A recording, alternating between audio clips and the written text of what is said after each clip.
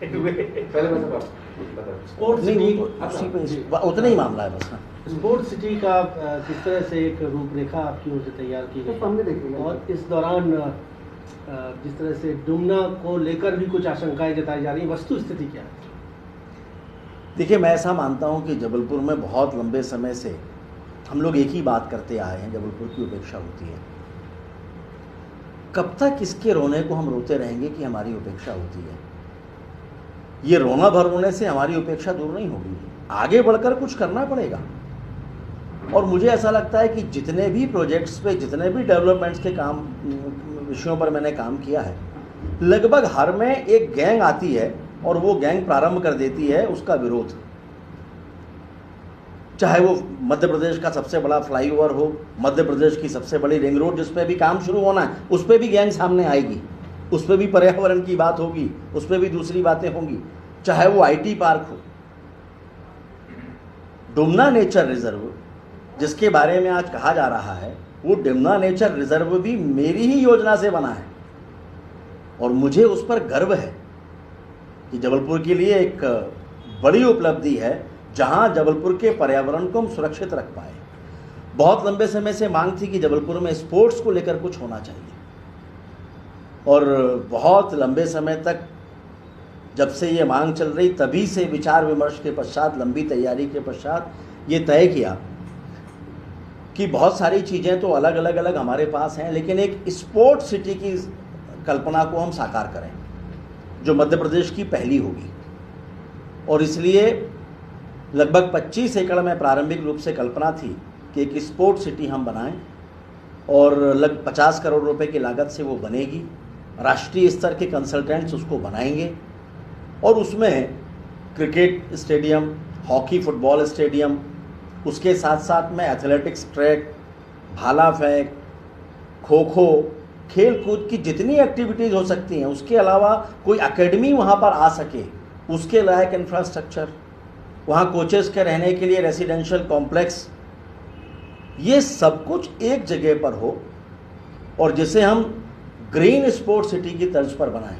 यानी ग्रीन का मतलब हो गया कि पर्यावरण को किसी तरह से नुकसान पहुंचाए बगैर।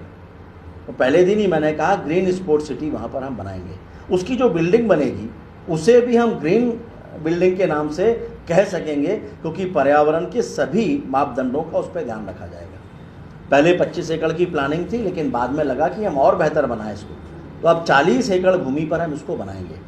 जब बोलचाल में हम उसको कहते हैं कि डुमना में बनाएंगे तो मतलब डुमना नेचर रिजर्व के अंदर बनाएंगे, ऐसा नहीं है। एक्चुअली ये डुमना एयरपोर्ट के पीछे जो गधेरी का हिस्सा है वहाँ पर बनेगी और अभी तक के हिसाब से जो मौके का मुआयना मैंने अधिकारियों के साथ किया है, वहाँ फ़िलहाल तो कोई भी पेड़ दिखाई नहीं दे रहा जिसको काटने की आवश्यकता पड़े। तो मुझे नहीं लगता कि कोई पेड़ भी कटेगा वहाँ पर प्रारंभिक रूप से, अभी जो हम कह रहे हैं, और ना ही वहाँ पर कोई ऐसे पेड़ हैं, क्योंकि हम डुमना नेचर रिजर्व या फॉरेस्ट की बात नहीं कर रहे हैं। तो एक ऐसी स्पोर्ट्स सिटी बने जो मध्य प्रदेश में एकमात्र हो। मध्य प्रदेश का सबसे बड़ा फ्लाईओवर जबलपुर में, मध्य प्रदेश की सबसे बड़ी रिंग रोड जबलपुर में, मध्य प्रदेश का सबसे बेहतर स्पोर्ट्स सिटी वो जबलपुर में बने, ये हमारी कोशिश है। तो जब इतनी बड़ी चीज़ें मिलती हैं तब अकारण का विरोध ये समझ के परे। मैंने अपने जीवन में कभी क्रिकेट नहीं खेला और इसलिए बाकी प्रोजेक्ट की तरह से ये भी कोई मेरे और मेरे परिवार के लिए नहीं है। ये जबलपुर के उन युवाओं के लिए है जिनके मन में लंबे समय से कसक रही है कि हमें खेलकूद के लिए कोई अच्छा प्लेटफॉर्म नहीं मिलता, कोई अच्छा ग्राउंड नहीं मिलता जहां वो सारा इंफ्रास्ट्रक्चर हो, जहां एक और वो खेल के अपने आप को फिट रख सकें, वहीं खेल के माध्यम से अपना भविष्य बना सकें और खेलों में जबलपुर और महाकौशल का नाम पूरे देश में हो सके। इसी को ध्यान में रख के ये ग्रीन स्पोर्ट्स सिटी की संकल्पना तैयार की है। हमारी कोशिश है कि जो बहुत जल्दी से जल्दी इसकी प्रक्रिया पूरी हो, शीघ्र इसमें निविदाएं होकर काम आगे बढ़े। मेरा उन सारे लोगों से भी कहना है जो केवल विरोध की राजनीति करते हैं कि कृपया जबलपुर के हित में लोगों को भ्रम में डालना बंद कर दीजिए। मैंने सोशल मीडिया के माध्यम से बड़ा स्पष्टता के साथ लिखा था फोटो के साथ डाला था कि वहाँ कोई पेड़ कटने वाले नहीं हैं।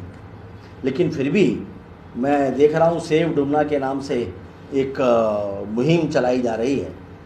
मुझे नहीं मालूम उसके पीछे का मोटो क्या है। डुमना नेचर रिजर्व चूँकि मेरी ही खोज है, मेरी ही योजना से 2005 में वो तैयार हुआ है, तो मैं फिर से कहना चाहूँगा कि उस पर मुझे गर्व है। वो मेरा पहला ड्रीम प्रोजेक्ट था जिसको मैंने तैयार किया था। वहाँ पर टाइगर सफारी बनने की बात हो या डेवलपमेंट के कोई और कार्य, ये सारे के सारे पर्यावरण के सभी मापदंडों को ध्यान में रखकर ही पूरे होंगे। मेरी विनम्र प्रार्थना है उन लोगों से जो विरोध की राजनीति कर रहे हैं, लोगों को बरगलाने की कोशिश कर रहे हैं, लोगों को भ्रम में मत डालिए। जबलपुर की जनता बहुत समझदार है। सारे जबलपुर के पर्यावरण संबंधित मापदंडों का ध्यान में रखकर ही हम आगे बढ़ रहे हैं।